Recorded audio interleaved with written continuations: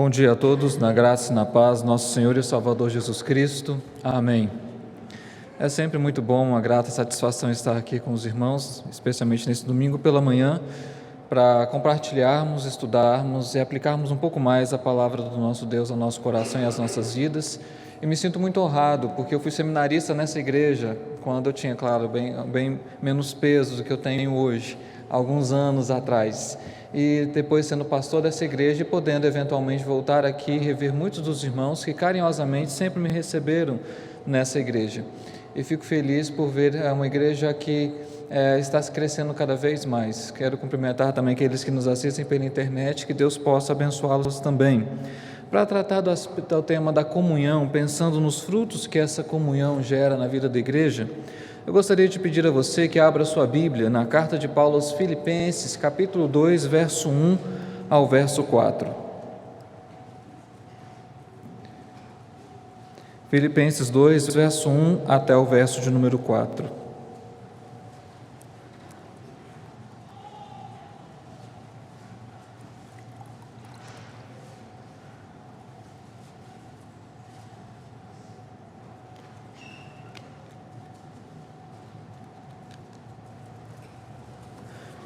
Filipenses 2, verso 1 ao verso 4.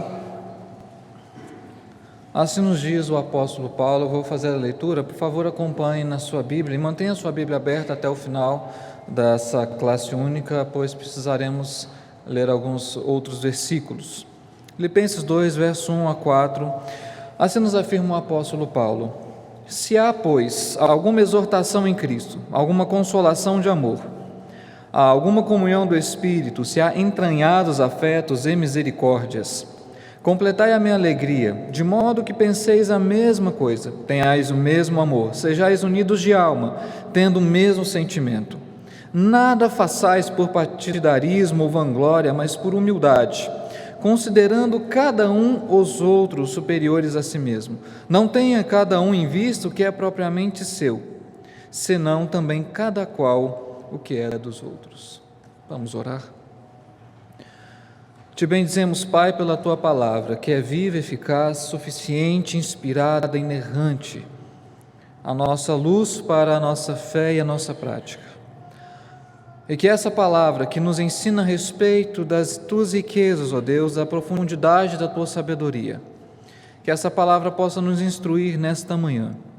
E como o teu povo, raça eleita, sacerdócio real, nação santa, tendo uma comunhão eficiente, verdadeira e sincera, possamos ver na vida dessa igreja, essa comunhão gerar frutos.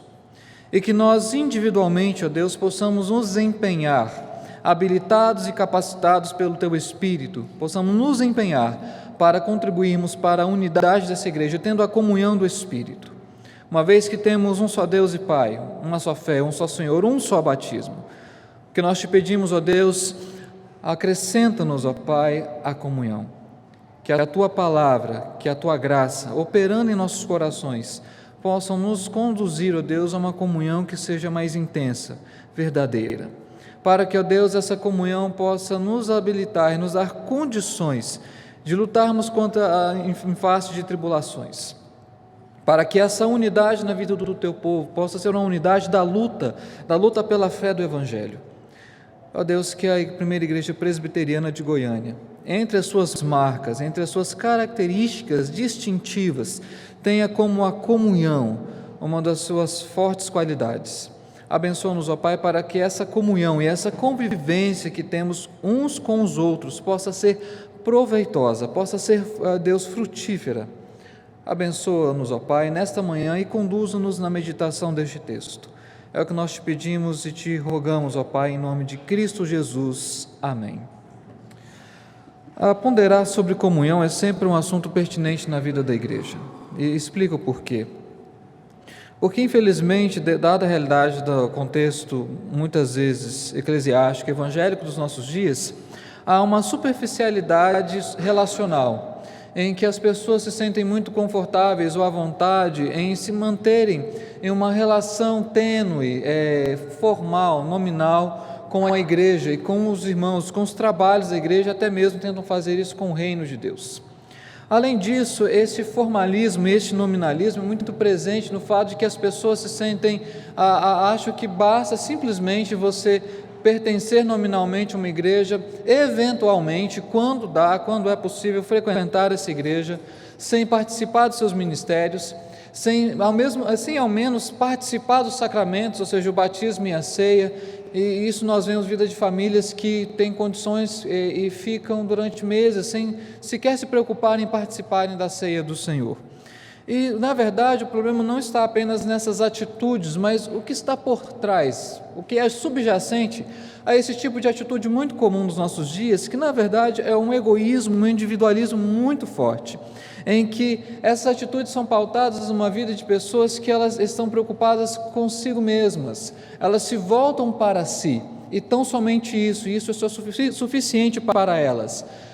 Só que isso não faz nenhum sentido quando olhamos para a Escritura e as preocupações pastorais, especialmente de Paulo. Nós vemos que a maneira como ele exorta, admoesta a igreja, num sentido muito diferente. Quando vemos essa passagem, nós vemos que essa passagem é a conclusão da passagem anterior. Paulo nos diz aqui, quando fala se há, pois, e ele está aqui retomando o que ele acabou de dizer na passagem anterior, verso 27 a 30.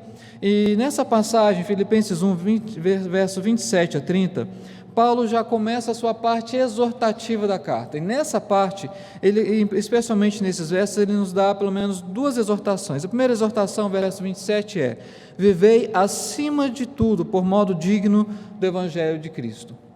E a partir daqui Paulo começa a falar como vamos viver de modo digno do Evangelho de Cristo, como vamos, talvez tenha na sua Bíblia, bem no rodapé, vamos nos portar como cidadãos dignos, de forma digna desse Evangelho.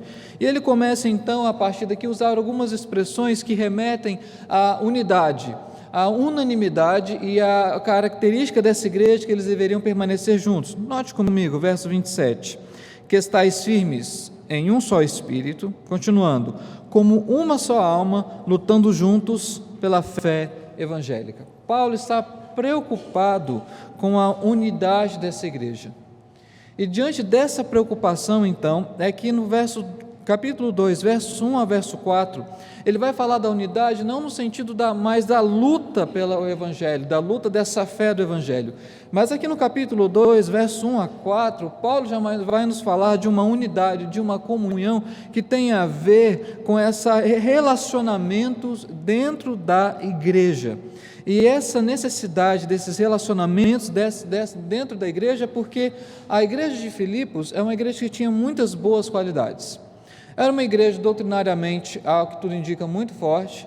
Você vê, lendo a carta, você percebe que Paulo ele não gasta tempo expondo muitas doutrinas. Ele não tem, como em outras cartas, como por exemplo a carta aos Efésios, a carta aos Romanos, uma parte central doutrinária. Paulo, ele percebe que o problema dessa igreja não é um problema doutrinário, porque ele inclusive fala que eles estavam progredindo na fé, ele conhecia a fé que era para eles desenvolverem a sua salvação. Essa igreja também era uma igreja envolvida com a obra missionária e com o ministério do apóstolo Paulo. Em Filipenses 4, nós vemos que essa igreja foi a única igreja da região da Macedônia, uma região da atual Grécia, foi a única igreja que continuou a se associar com Paulo, e isso, Paulo já não via essa igreja provavelmente há cerca de 10 anos. No momento que ele escreve essa carta, Paulo estava preso, já possivelmente velho, numa prisão que nós não sabemos onde, se era em Roma, se era em Cesareia, se era em Éfeso. O que sabemos que Paulo estava preso. Ainda assim a igreja renovava para com Paulo o seu amor, a sua cooperação no Evangelho. Então era uma igreja que se envolvia com o ministério do apóstolo Paulo. Também era uma igreja que não suportava os falsos mestres, e Paulo inclusive alerta esses irmãos no capítulo 3 para eles se acautelarem, para eles estarem vigilantes com os cães, com os falsos mestres, aqueles da falsa circuncisão. A igreja tinha muitas qualidades, mas Paulo percebe um ponto em que ele precisa tratar com a igreja, que era a questão dos seus relacionamentos. A maneira como essa igreja vivia estava encarando a questão da comunhão e da unidade. Uma igreja que tinha conflitos, não muitos conflitos externos, embora eles provavelmente fossem perseguidos e atribulados nessa ocasião, mas o que mais preocupava Paulo eram esses conflitos internos. E por isso, frequentemente na carta, ele fala de unidade, de ter comunhão. Várias vezes, se você fizer uma busca, Paulo usa ao longo dessa carta a palavra comunhão. E a comunhão tem como fundamento a unidade, tem como fundamento o fato de termos que ficar firmes, lutando juntos. E Paulo, então, ele sabendo dessas qualidades da igreja, sabendo que era uma igreja doutrinariamente forte, que era uma igreja envolvida com a obra missionária, com o seu ministério, ele vem pontuar mais um fator, mais um pedido, um apelo, uma exortação muito emotiva aqui nesse texto, no capítulo 2, verso 1 a 4, no sentido de que essa igreja completasse a sua alegria. Paulo já se alegrava com essa igreja. A carta dos Filipenses é uma carta de um tom alegre, é uma carta de um tom emotivo. Paulo por várias vezes fala: eu me alegro, eu me congratulo com vocês, mas regozijai-vos, alegrai-vos no Senhor. Essa é uma expressão constante em Filipenses: alegrai-vos. Mas havia ainda um ponto que precisava ser tratado na vida dessa igreja e que Paulo vai tratar aqui para que a sua alegria fosse completa. E por isso, o único verbo, o principal verbo de toda essa passagem é o que está no capítulo 2, verso 2: completai a minha alegria. E é sobre isso que eu quero falar com os irmãos nessa manhã, sobre de que maneira nós, como igreja, vamos completar a alegria e o que Paulo nos mostra sobre essa alegria que tem que ser completa com base nessa comunhão e nesses relacionamentos dentro da igreja que precisam ser fortalecidos, mas solidificados. E em que termos Paulo coloca que essa alegria tem que ser completada? Primeiramente, Paulo coloca aqui uma base para essa alegria. No capítulo 2, verso 1, nós temos 4 elementos que Paulo lista aqui, que são importantes para nós a respeito das riquezas, das atribuições, das características do próprio Deus que devem fundamentar esses relacionamentos da igreja. Que eu gostaria novamente agora pedir a você que leia Filipenses 2, verso 1 novamente comigo. Filipenses 2, verso 1. Leiamos: se há, pois, alguma exortação em Cristo, alguma consolação de amor, alguma comunhão do Espírito, se há entranhados afetos e misericórdias. Antes de dar o seu apelo, sua exortação principal neste texto, Paulo coloca o fundamento, as bases desse apelo que ele está fazendo. E aqui nós temos 4 elementos. Eu não vou gastar muito tempo falando de cada um deles separadamente, mas eu gostaria de mostrar a relação entre eles e mostrar como isso contribui, coopera e fortifica o pedido que Paulo nos faz. Nós temos aí 4 elementos. O primeiro elemento é a exortação em Cristo. A palavra exortação aqui é a mesma palavra usada para conforto, para consolo. E esse sentido de conforto e consolo é o sentido se há algum conforto em Cristo. E do que Paulo está falando? Essa palavra tem vários significados ao longo do Novo Testamento, mas acredito que o contexto da carta nos ajuda a ver o real sentido da palavra aqui. Se você voltar alguns versos anteriores, você perceberá que verso 29 e 30 do capítulo 1, Paulo fala que Deus concedeu a esses irmãos, exatamente assim, porque vos foi concedida a graça de padecerdes por Cristo e não somente de crerdes nele, pois tendes o mesmo combate que vistes em mim, e ainda agora ouvis que é o meu. Quando Paulo fala de consolo e conforto, ele está falando de consolo em meio às tribulações. Esses irmãos, ou eles tinham já perdido muitas coisas por serem cristãos na cidade de Filipos, ou estavam para perder. E o que Paulo quer mostrar é que se há algum conforto em Cristo, se Cristo tem confortado vocês, se Ele tem consolado vocês em meio a tribulações, em meio a esse combate que é ferrenho, eu tenho algum pedido para fazer a vocês.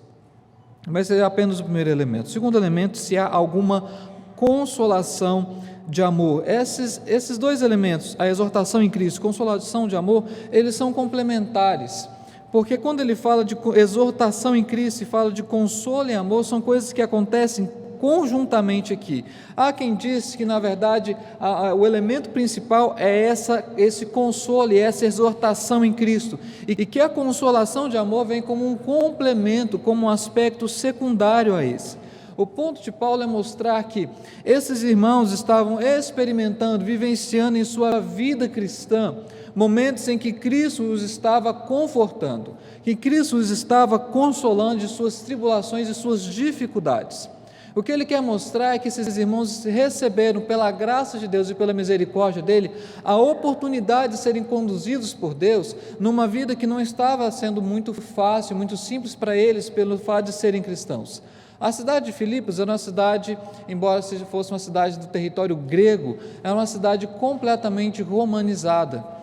E nesse ambiente cultural e social, ser cristão significava, muitas vezes, uma ruptura ou uma diminuição, ou até certa forma, não ser privilegiado em muitas relações sociais, nesse contexto de Filipos.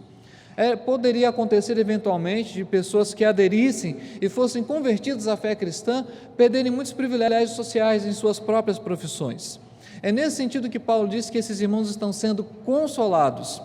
E, além disso, nós percebemos que um dos objetivos de Paulo em escrever a carta aos Filipenses é dar tranquilidade a esses irmãos, é dar consolo a esses irmãos que estavam preocupados com a situação do próprio apóstolo Paulo. E você pode notar isso comigo, por favor? Vá agora, ainda no capítulo 2, não precisa caminhar muito mais. Capítulo 2, verso 28, quando Paulo explica a respeito de Epafrodito. A igreja de Filipos se associou com Paulo e enviou Epafrodito para mandar uma oferta a Paulo, entregar uma oferta a Paulo. Só que Epafrodito não voltou. E a igreja começou a ficar preocupada, o que aconteceu com aquele irmão? E então Paulo escreve essa carta, entre outras coisas, para confortar a igreja e dizer que Epafrodito adoeceu mortalmente, mas que ele já estava melhor. Filipenses 2, verso 28. Por isso, tanto mais me apresso em mandá-lo, para que, vendo-o novamente, vos alegreis e eu tenha menos tristeza. Paulo manda essa carta para consolar esses irmãos. Mas existe um terceiro elemento, um terceiro fundamento do pedido de Paulo nessa carta, que é a comunhão do Espírito. Se há alguma comunhão do Espírito. Essa comunhão do Espírito, essa terceira expressão que Paulo usa aqui, é uma expressão muito importante, porque liga dois termos teologicamente profundos, comunhão e o Espírito, que corretamente na nossa versão da nossa Bíblia está em letra maiúscula, porque se refere aos crentes participarem e terem a bênção da habitação do Espírito. O que Paulo demonstra através dessa expressão é que o que nos dá comunhão à igreja, o que faz a realidade de termos em comum e partilharmos de muitas bênçãos, é a habitação comum na vida do cristão. Todo cristão, todo aquele que foi regenerado, salvo, vocacionado, ele tem sem dúvida a habitação desse Espírito, e é através da habitação e através da atuação desse Espírito que podemos ter comunhão uns com os outros. É através dessa atuação do Espírito que eu e você podemos viver como o corpo de Cristo. Depois vá no seu exercício devocional, leia 1 Coríntios 12 e perceba que, como em 1 Coríntios 12, o papel do Espírito é fundamental para que aquela igreja, a igreja de Corinto naquele momento, fosse um só corpo, tendo muitos membros. E sendo um só corpo com muitos membros, só faz sentido através da atuação do Espírito. Eu e você não fazemos parte da igreja simplesmente por uma questão de gosto pessoal. Não estamos reunidos apenas por uma convenção social e nem por um hall de membros em comum, mas eu e você temos comunhão uns com os outros através do Espírito de Deus que habita em nós. É através desse mesmo Espírito que nós podemos exercer o segundo, último elemento dessa base fundamental de Paulo, que é os entranhados afetos e misericórdias. O último apelo, a última base de Paulo aqui são esses dois elementos, entranhados afetos e misericórdia. A palavra aqui, entranhados afetos, tem a ver com aquelas afeições mais emotivas, mais profundas do nosso ser. É a palavra que na verdade designa ventre, alguma coisa assim que te traz profunda comoção. O que ele quer dizer, se há alguma comunhão do Espírito, e se tendo o Espírito vocês têm entranhados afetos, completai a minha alegria. Essa palavra entranhados afetos é uma palavra muito comum, por exemplo, nos evangelhos sinóticos para Cristo. Cristo, nos evangelhos sinóticos, é quem tem esses entranhados afetos. É Ele que manifesta essa compaixão diante da necessidade e da miséria do outro. Só um exemplo, vá, por favor, em Mateus capítulo 14, verso 14, que nós temos mais uma recorrência dessa palavra. Mateus 14, verso 14.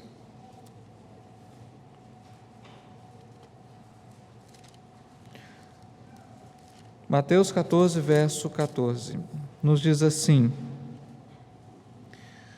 desembarcando, viu Jesus uma grande multidão, compadeceu-se dela e curou seus enfermos. A palavra compadecer aqui é a mesma palavra que Paulo usa para entranhados afetos. Obviamente, nós sabemos que o cristianismo não pode ser uma fé e uma religião emocionalista. Não podemos deixar que as emoções elas se sobreponham à fé, sobreponham às doutrinas, sobreponham à revelação da Escritura. Mas, ao mesmo tempo, não podemos incorrer no risco de sermos não emotivos, ou seja, de não expressarmos, de não termos dentro daquela atuação do Espírito em nós, uma indiferença, uma frieza, de fato que não esbocemos nenhuma reação, nenhuma compaixão diante da dor, do sofrimento do nosso próximo, e principalmente daquele que é da família da fé. Esses entranhados afetos significam uma comoção muito forte, que deve ser uma expressão da fé e da vivência relacional dentro da igreja. E aí Paulo coloca entranhados afetos e misericórdias. A palavra misericórdia é uma palavra que Paulo, nas cartas de Paulo, geralmente é usada para a misericórdia de Deus. É usado para o ato que Deus se compadeceu de nós, na nossa miséria, na nossa indignidade, na nossa condição, nascidos e inclinados ao mal, alheios, pecadores, ímpios, distantes das suas promessas. Deus teve compaixão de nós e por isso nos salvou.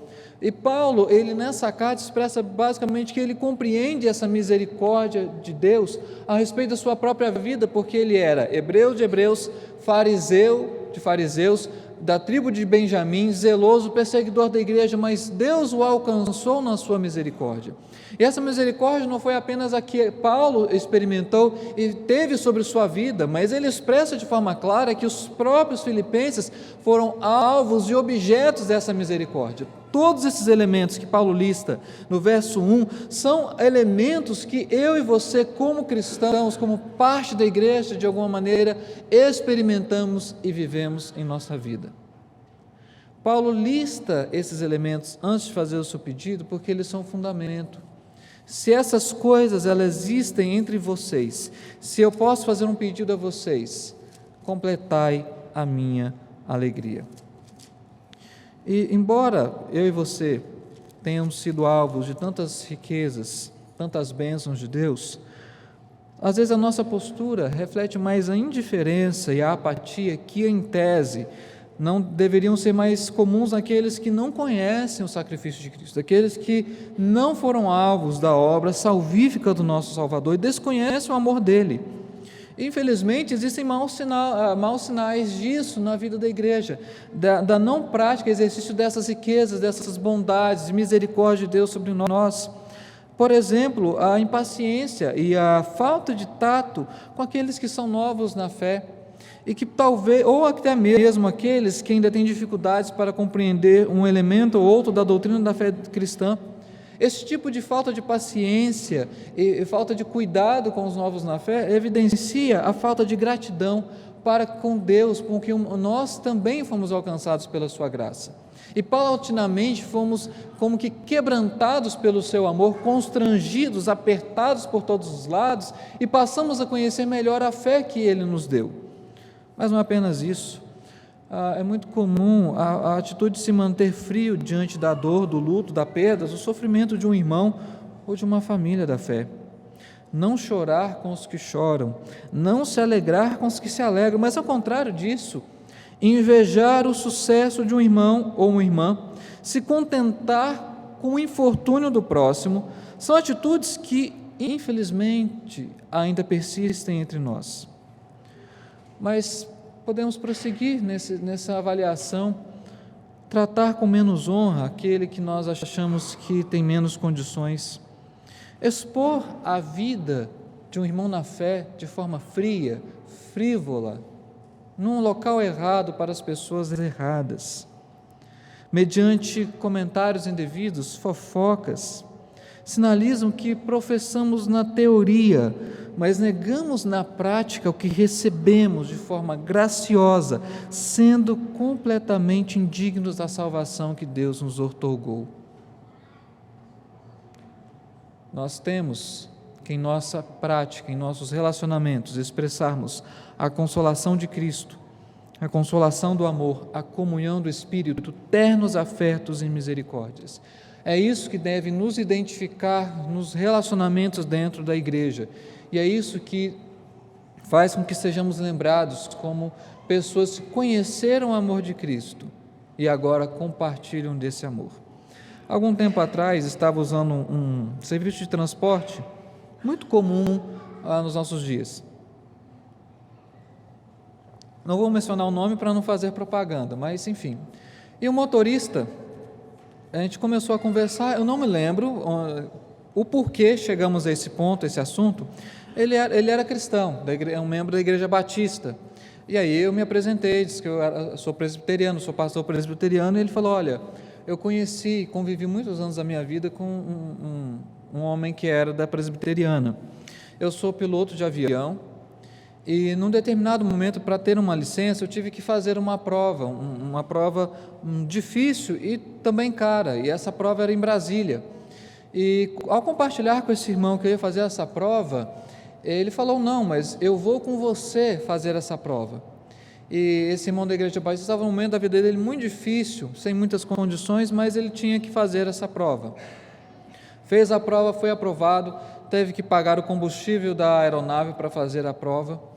E quando eles então já voltaram para Goiânia, e antes daquele irmão sair do carro, ele preencheu um cheque no valor exato, do valor da prova, do valor do combustível, para ajudar aquele outro irmão que estava num momento muito difícil. Esse irmão, membro da Igreja Batista, falou que ele será o restante da vida grato a Deus pela vida desse irmão. Talvez alguns já devem imaginar de que irmão é esse que eu estou falando, seu Abraão Berberian. Esse irmão que estava conversando comigo não sabia que eu conhecia o irmão Abe, mas ele fala: olha, ele foi misericordioso comigo no momento em que eu mais precisei, e eu vou ser eternamente grato a Deus por tamanha bondade. É isso que nós temos que expressar nos nossos relacionamentos, esses ternos afetos de misericórdia. E diante disso, Paulo então faz a exortação que ele tem que fazer no texto: completai a minha alegria. E Paulo, ele usa esse verbo principal, completar, aqui, e ele explica exatamente o que ele quer dizer com completar a alegria. E ele fala algumas coisas importantes. Primeiro, penseis a mesma coisa. Segundo, tenhais o mesmo amor. Terceiro, sejais unidos de alma, tendo o mesmo sentimento. São 3 coisas que Paulo lista aqui, que tem a ver com completar a alegria. O ponto é que quando ele fala aqui, por exemplo, de modo que penseis a mesma coisa, significa ir numa uniforme direção, ter uma mente comum, uma unidade de pensamento. Mas veja que não é um ato apenas intelectual do que Paulo está falando.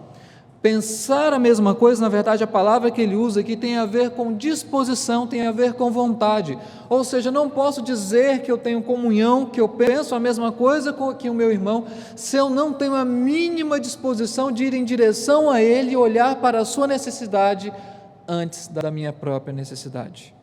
É mais do que uma mera apreensão intelectual, um ato cognitivo. O que Paulo está falando é de uma disposição que tem a ver com a vida completa. Não apenas pensar de forma intelectual. Mas ele coloca de outra maneira: sejais unidos de alma. A palavra que Paulo usa, sejais unidos de alma, A palavra que só aparece nessa carta aqui. Mas ele, em alguns dos outros lugares, ele usa uma expressão parecida para reforçar a ideia de que temos que nos portar como se fôssemos uma só pessoa. Volte a alguns versículos e você verá, por exemplo, em Filipenses 1, verso de número 27, que ele diz assim, que está na parte final, que estáis firmes em um só Espírito, como uma só alma. Ou seja, temos que ter tal ligação e tal relacionamento com os irmãos da nossa igreja, com aqueles que são da família da fé, que como se fôssemos uma só pessoa, sentindo, sofrendo o mesmo que aquela pessoa sofre, partilhando das suas necessidades, partilhando da sua vida. Relacionamento profundo, verdadeiro e sincero e intenso com aqueles que são da nossa família da fé. E Paulo termina então, tendo o mesmo sentimento, o mesmo afeto. Paulo coloca esses elementos, reitero aqui, irmãos, essa igreja já tinha muitas qualidades, mas o que ela precisava ainda aprimorar é a maneira como eles viviam internamente esses relacionamentos. Eles já tinham muitas coisas boas, mas eles ainda precisavam completar a alegria de Paulo. E por isso Paulo ele gasta tempo e ele usa um apelo tão emotivo para que aqueles irmãos se fossem juntos, tivessem comunhão, pudessem em seus relacionamentos expressar as riquezas e as bondades que eles receberam da parte de Deus. Ele apela a essa igreja porque percebe que é exatamente essa unidade e essa comunhão que farão que essa igreja não seja alvo, por exemplo, de falsos mestres, que essa igreja possa lutar e não possa se enredar por heresias. É essa comunhão e essa unidade que farão que esses irmãos possam ficar firmes em meio a tanta tribulação, completando assim a alegria de Paulo. E então Paulo termina no versos 3 e 4, com mais dois pedidos de forma negativa, mas também enfática, mostrando mais duas virtudes que nós temos que compreender nesse texto. Verso 3 nos diz assim: nada façais por partidarismo ou vanglória, mas por humildade, considerando cada um os outros superiores a si mesmo. Nós temos aqui um negativo duplo, e no original a omissão de um verbo, literalmente aqui, nada por partidarismo, nada por vanglória. Paulo está dizendo de forma enfática que essa proibição forçosamente tem um caráter absoluto, ou seja, nada por uma ambição egoísta, nada por um desejo de ter glória para si mesmo, que é uma glória vazia, que é uma glória nula. Essa dupla proibição de Paulo, ele quer dizer porque não pode existir, não deveria existir no meio da igreja, pessoas que, tendo conhecido a graça de Deus, tendo sido alcançadas pela misericórdia de Deus, ainda se portam de maneira egoísta, cujas ambições têm a ver apenas com suas próprias necessidades e não olhando para a necessidade do outro. Paulo também está preocupado com um perigo real na vida da igreja, que são os conflitos.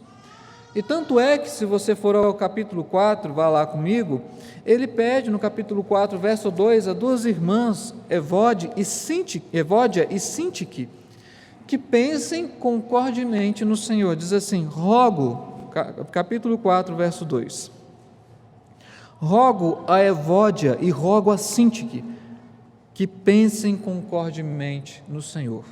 Eram irmãs valorosas, ele vai dizer para frente, para o serviço do Evangelho, mas elas precisavam parar de brigar, precisavam parar de ter conflitos entre si, nada por partidarismo, nada por vanglória. E aí Paulo então coloca, mas por humildade.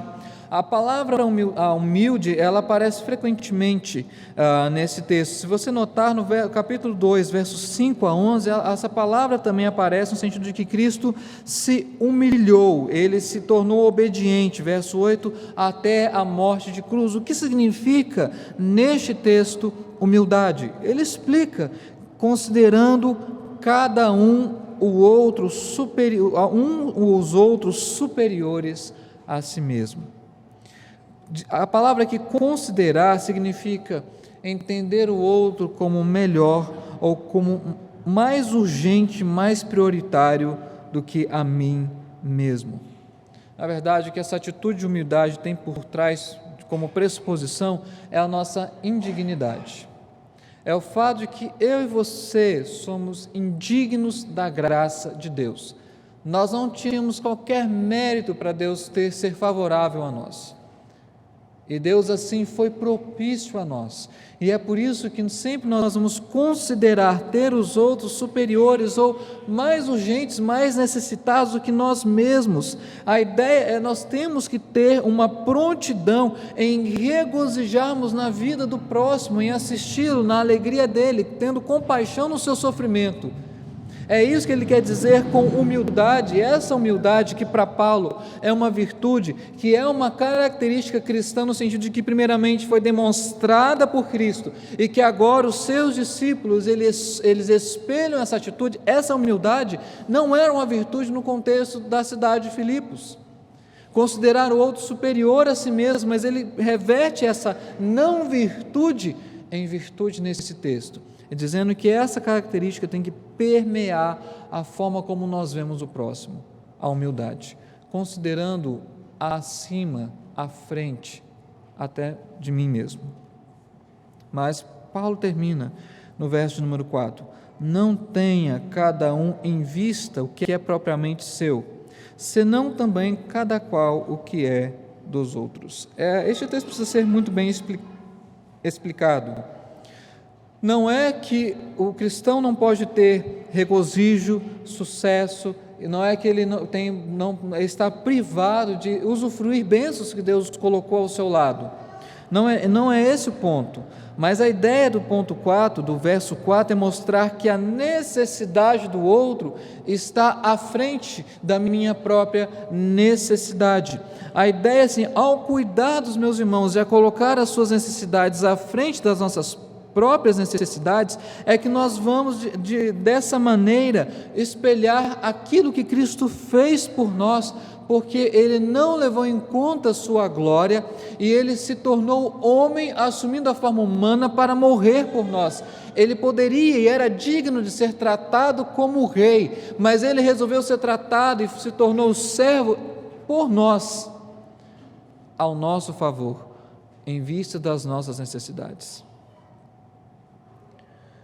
Essas palavras mostram para nós que a humildade cristã e viver esse sentimento e essa vivência cristã relacional tem a ver com atender a necessidade do outro.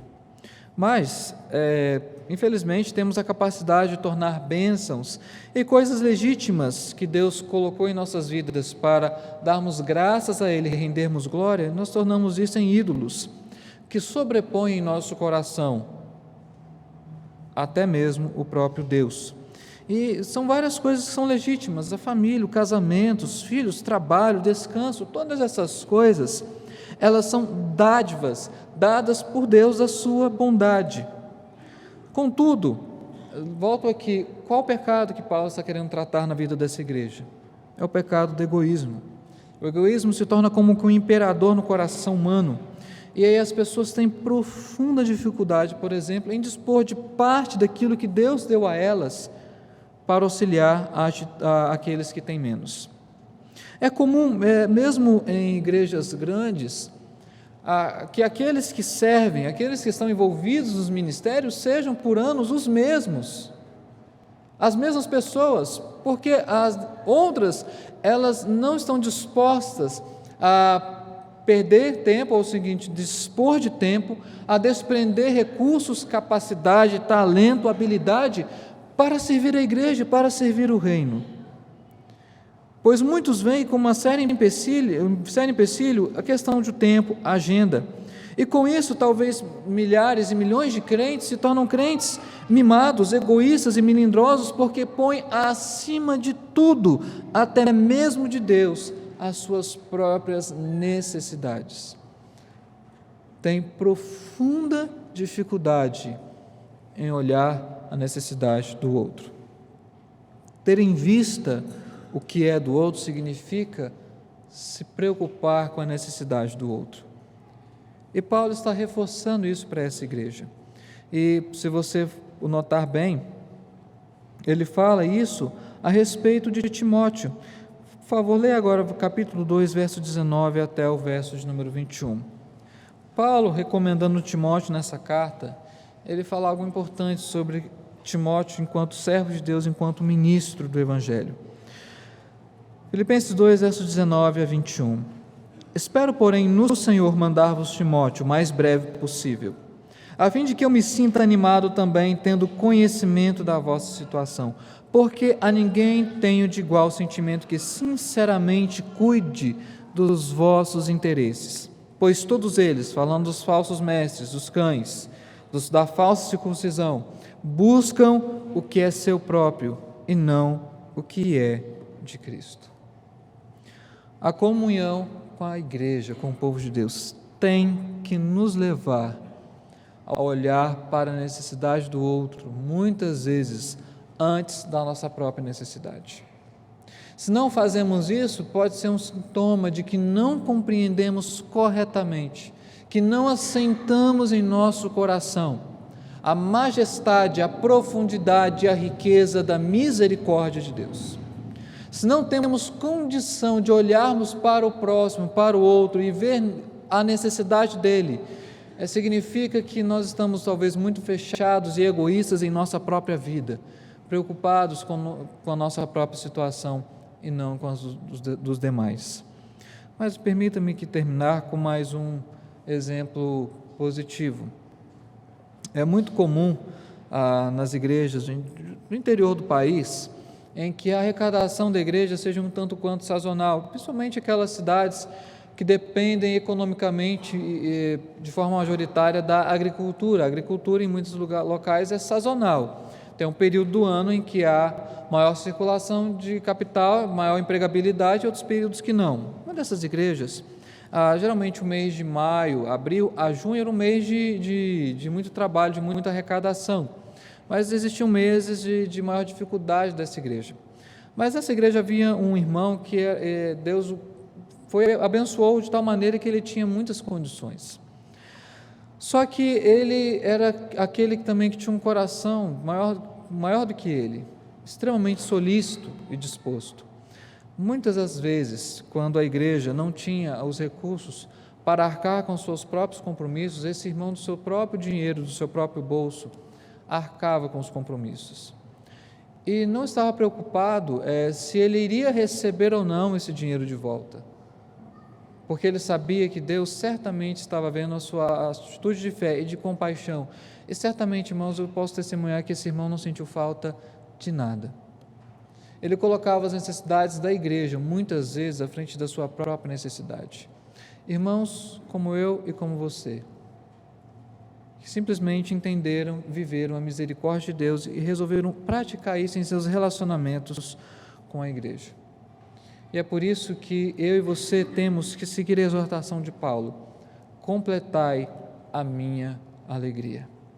É isso que Paulo exortou não apenas os irmãos de Filipos naquela ocasião, mas ele está hoje a mim e a você exortando nessa manhã. Eu queria então caminhar rapidamente para 3 conclusões. A primeira conclusão, irmãos, é que apenas fundamentados em Cristo, em sua obra, é que podemos cumprir os propósitos de Deus.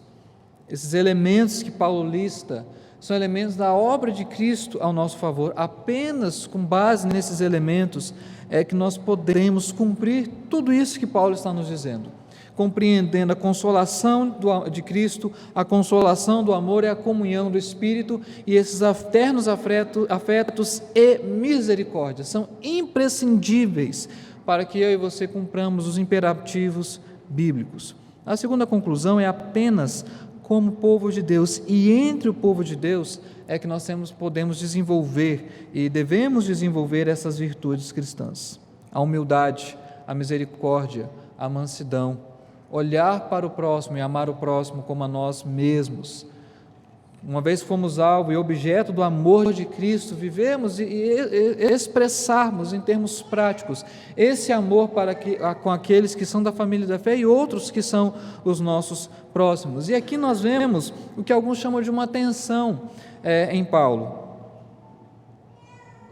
entre o individual e o coletivo. Ou seja, até que ponto eu tenho que viver a minha individualidade, até que ponto eu tenho que me preocupar com aquele que é o meu próximo. A ênfase, no geral, ela repousa sobre o coletivo, sobre a comunidade, sobre o corpo de Cristo, sobre a família da fé.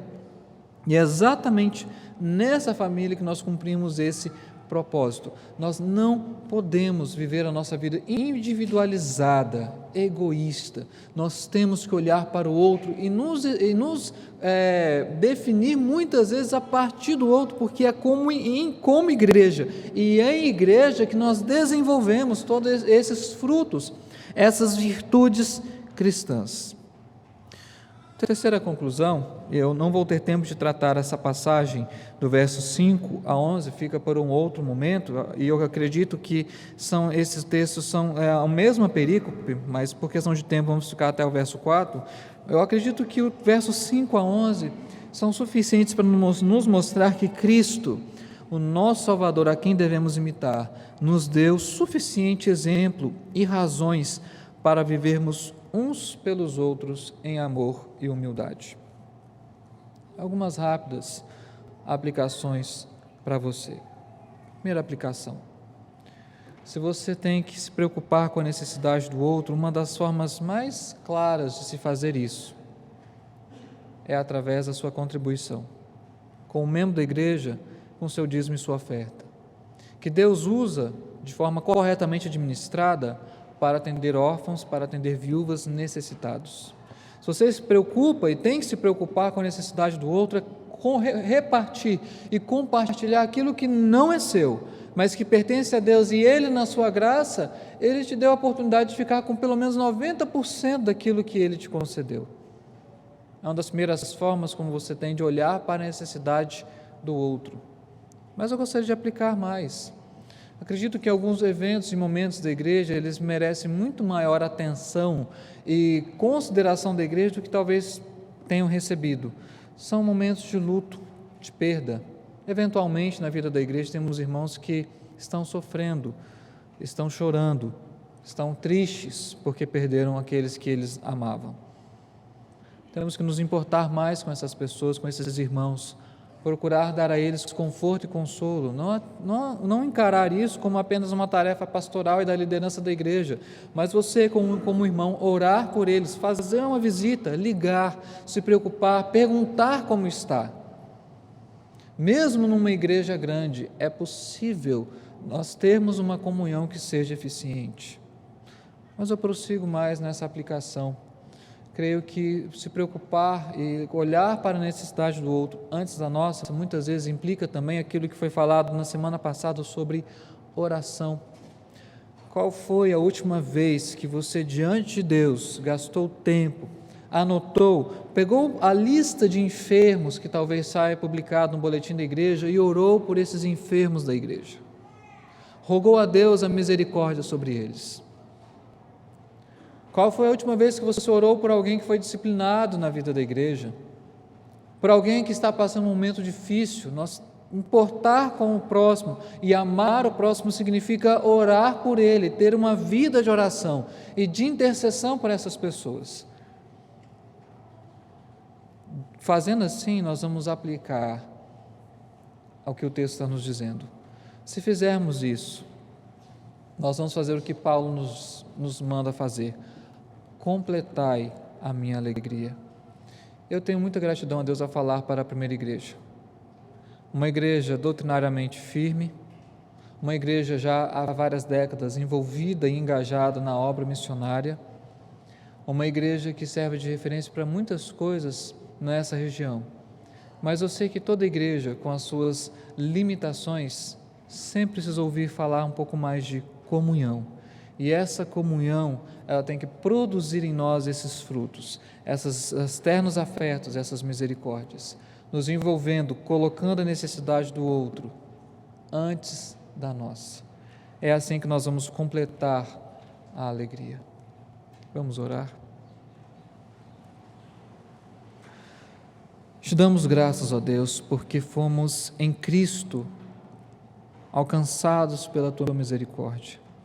Não éramos povo, agora somos povo.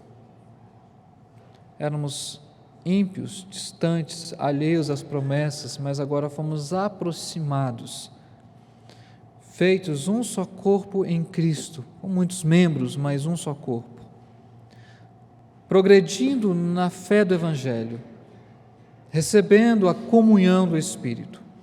Que nós te pedimos, ó Deus, que na vida dessa igreja, nos relacionamentos dessa igreja, haja uma comunhão eficiente, e que essa comunhão venha produzir frutos proveitosos para a vida dessa igreja, em que esse amor, que é um amor que nos constrange, o amor de Cristo, que nos aperta de todos os lados, seja o amor que venhamos a demonstrar por aqueles que são da família da fé, e até mesmo aqueles que não são da igreja. Abençoa-nos, ó Pai, para que possamos completar essa alegria de maneira que sejamos unidos, tendo um só pensamento, uma só disposição, uma vontade sincera e ávida por nos envolvermos, nos engajarmos mais nesse serviço, olhando para o outro como acima de nós, seguindo o exemplo e o testemunho de nosso Salvador. Tira do nosso coração, ó Deus, venha nos despojar do egoísmo, da soberba, para que tenhamos, ó Deus, a condição de vivermos de forma mais intensa essa vida no Espírito entre o Teu povo. Ó Deus, nós te pedimos por aqueles que choram nesse momento enlutados, por aquelas famílias, ó Deus, cujo coração está apertado ao ver um familiar doente. Te rogamos, ó Deus, por aqueles que têm menos condições do que nós, que eles sejam assistidos. Te rogamos, ó Deus, pelos órfãos e pelas viúvas, para que sejam atendidos em suas necessidades. Abençoa-nos, ó Deus, para que os nossos relacionamentos venham espelhar e frutificar o amor que foi derramado em nossos corações pelo Espírito. Esse, ó Deus, é o nosso sincero desejo. Essa, ó Pai, é a nossa sincera oração nessa manhã, em nome de Cristo Jesus. Amém.